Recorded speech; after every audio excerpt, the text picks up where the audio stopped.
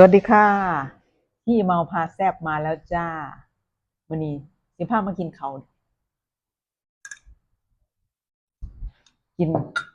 อูปลาซิวกับข้าวอืม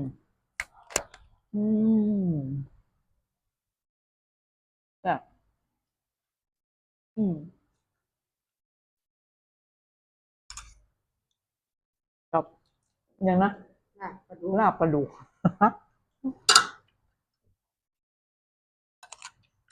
กินข้าวแล้วจ้ะแล้วก็นอน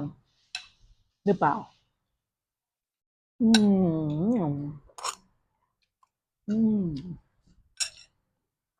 ปลาทอดที่เราอ๋อเดี๋ยวอืม